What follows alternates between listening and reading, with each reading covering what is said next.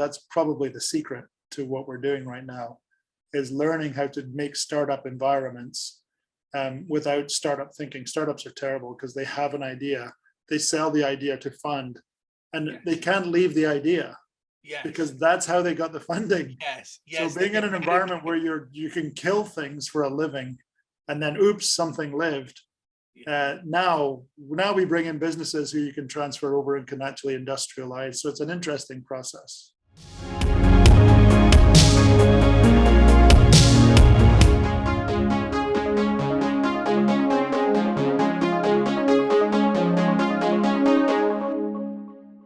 Welcome to an episode of Strategic Conversations. We host insightful discussions with top business leaders. Today, we are hosting Mr. David Reid, the Chief Technology Officer and Chief Marketing Officer for National Oilwell Varco, NOV. Mr. Reid will be a speaker at the Houston Strategy Forum's upcoming Breakthrough Innovation Symposium, and we're really excited to host him. We can't wait to host him. That is going to be a treat. Hope you will all join us. I am Ravi, the president of the Houston Strategy Forum and author of the management and leadership book, How Cohesive is Your Company, and author of Happy Soul, Hungry Mind. Strategic Conversations is hosted by the Houston Strategy Forum. If you value these conversations, please hit like and subscribe to the Houston Strategy Forum's YouTube channel. Today's episode is sponsored by Cohegic, a management consulting and executive coaching firm. Thank you for joining us, and we are looking forward to a great discussion with Mr. David Reid. David, thank you for taking the time to be here today, and thank you for accepting our invitation to come speak at the Breakthrough Innovation Symposium on November 8th. This will be your second time speaking at the Houston Strategy Forum. Yeah. We had a lot of fun the first time, and I'm excited to have you back, sir.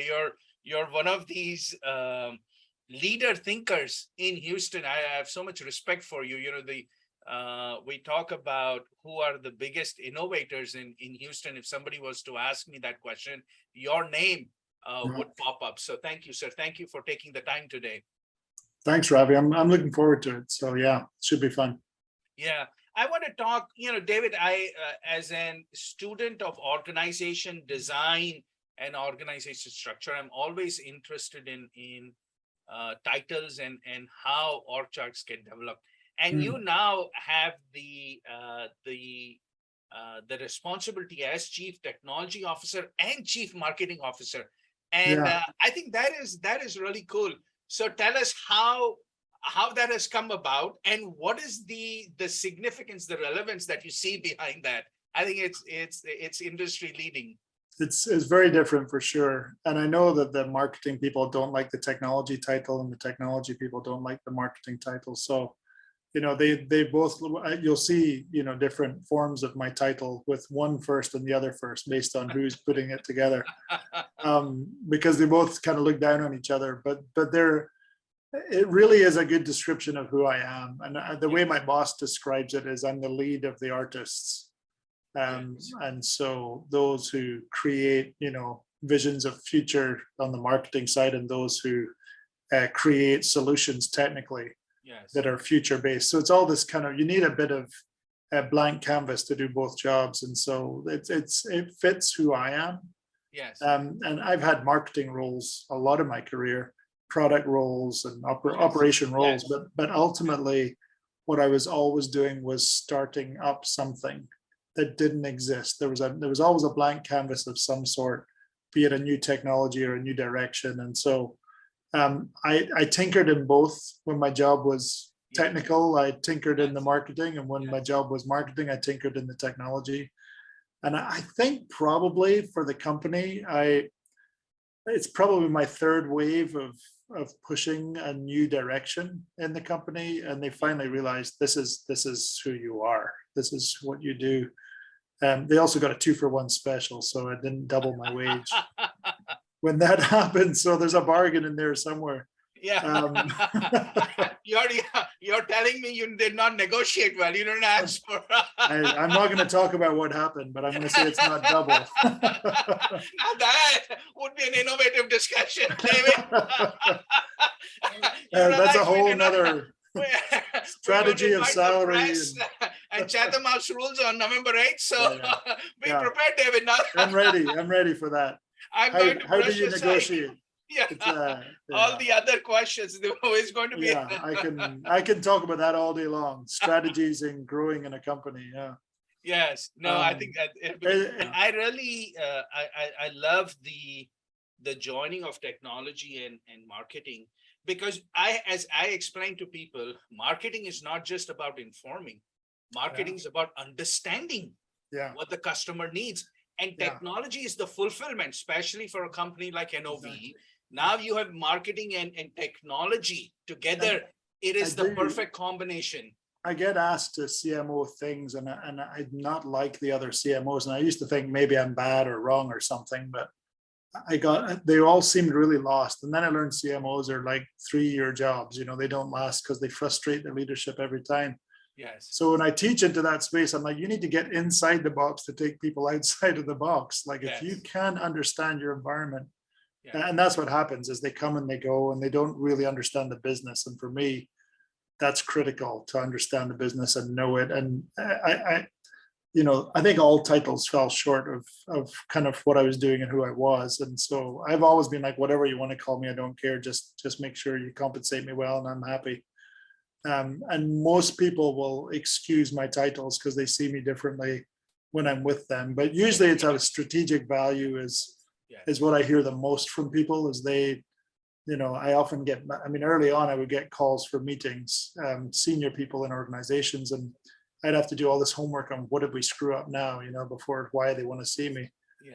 And they would just go, we just get a lot of value out of talking to you and your view on the world and where we're going and what we're doing. And so a lot of what I do is that kind of, I think even at like 28, when I started, I was in California and they'd ask me questions about where we're going as an industry. And I'd be like, I'm 28. Yeah. Like, you guys have been here a long time. Surely you have a clue. And then I'd say, this is what I think. Yes. But I definitely had a lot of insight into things quickly and where they're going. And that's probably been the thing I do most is I'm definitely different. On our leadership team, I am not like the others, but they know that and they accept it as valuable. So that's good. No, I love it. I think it's to your point. More and more people in marketing must re-understand their role and their value creation to the organization. Yeah. It's not just about putting marketing collaterals out there, right, and fancy social media campaigns. Yeah. That is needed.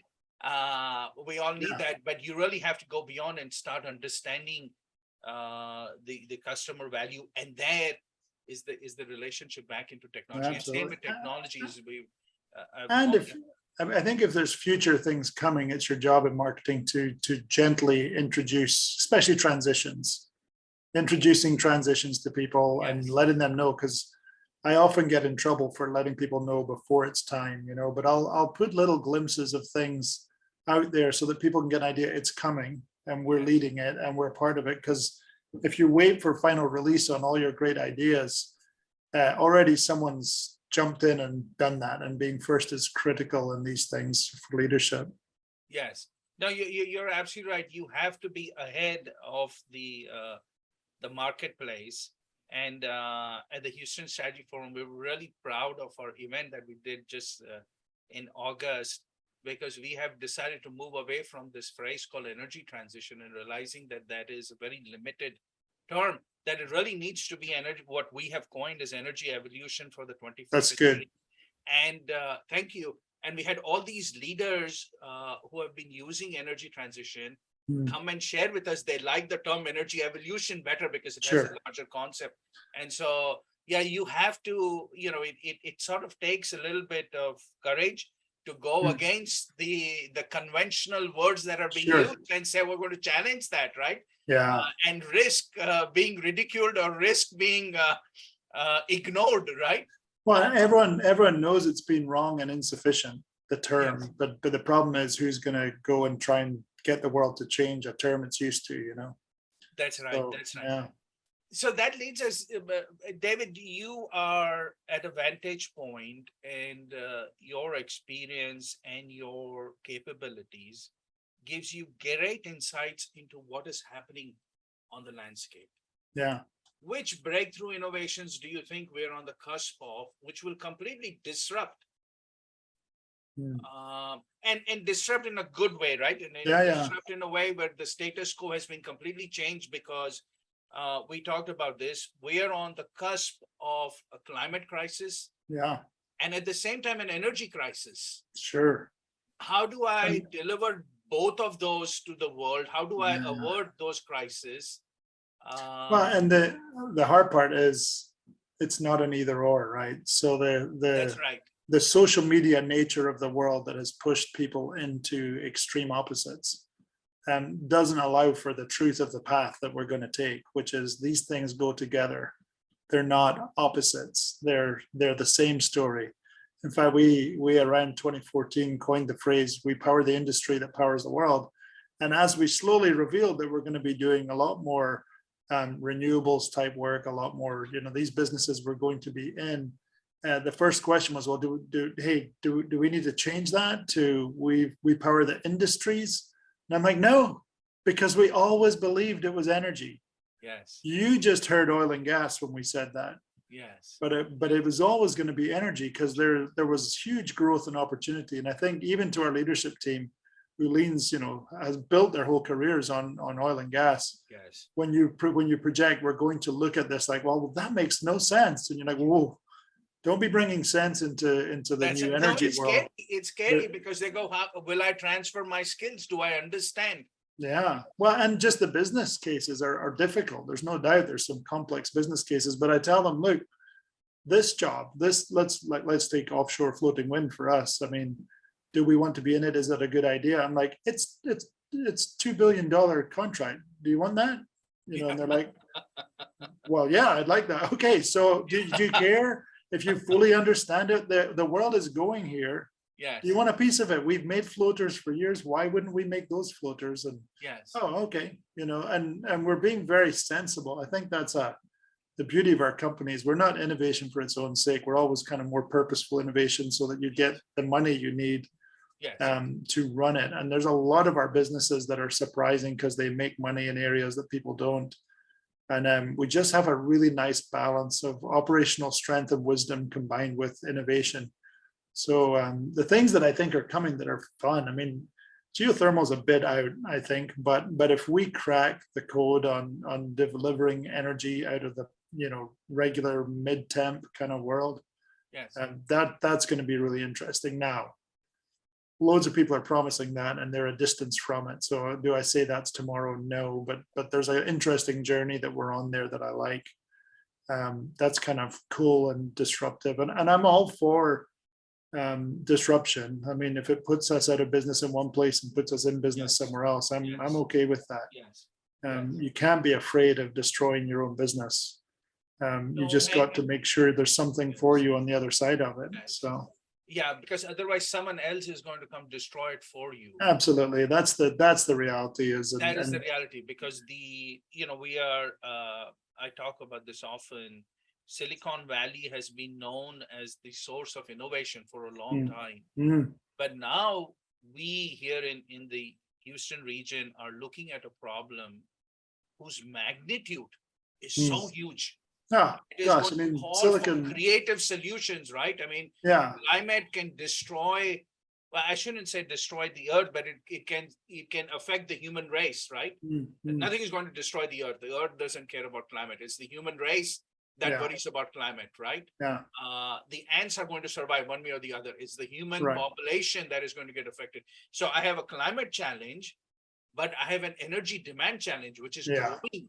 And I have countries and regions where there is not enough energy and they're suffering, right? Absolutely. And this is the argument of, do you care about poverty in the world, or do you care about the planet? Well, both groups care about both. It's ridiculous. It's a ridiculous statement that we're going to run to one side of that equation. We care a lot about the planet and the people on it, and that's all of us. And so that's why it's an energy problem. But when you learn to coin who you are around the problem, which is who we are, as we're empowering this development of humanity that we have with oil and gas, we're also going to find an alternative. that will work. And I don't think we're there yet. I think we're on a journey of discovery and pushing into this problem. Yes, And yes, so, I think it's very exciting. What I love is the people of oil and gas who are problem solvers. And for us, I mean, people ask us all the time, how do you transition your people? Because we have people moving into land wind or offshore wind or solar or whatever else, geothermal. And they say, how did people deal with that transition?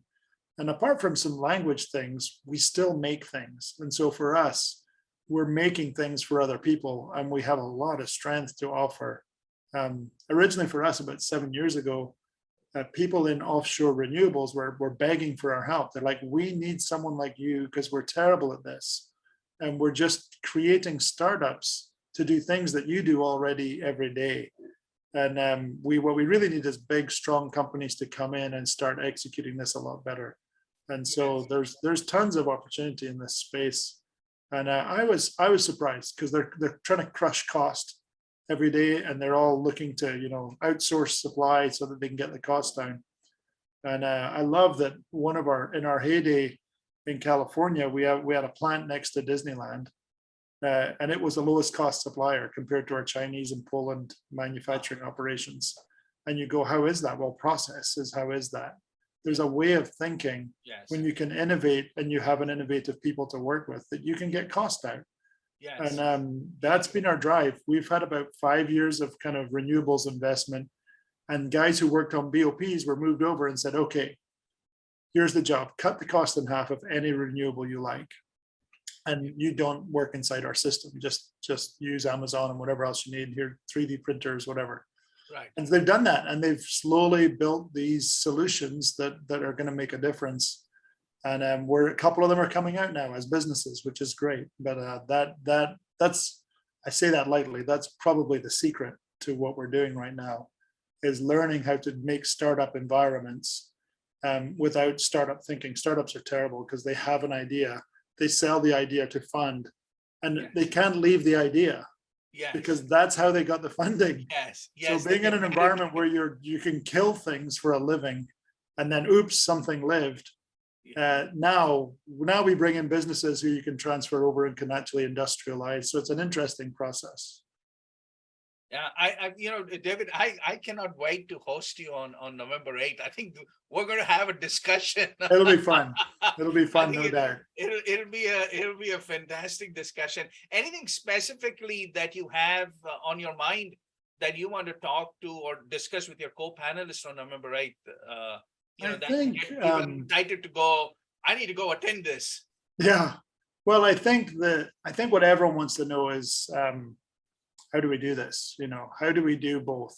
Oil and gas is about to have its own resurgence because of lack of investment. We're going to go to a designed crisis that I don't know, everyone knew they were designing, but they were basically pulling out of investment and disliking the things that, biting the hand that feeds them, basically. Yes. And saying, I don't like being fed. I don't think it's good, Yes. And now we're getting hungry, and that's what's going to happen in the world. So we're going to need both. Both groups are going to have to actually do a huge task up ahead of us, because we're going to have to get ourselves back into healthy supply for oil and gas, and we're going to have to get ourselves moving in the energy.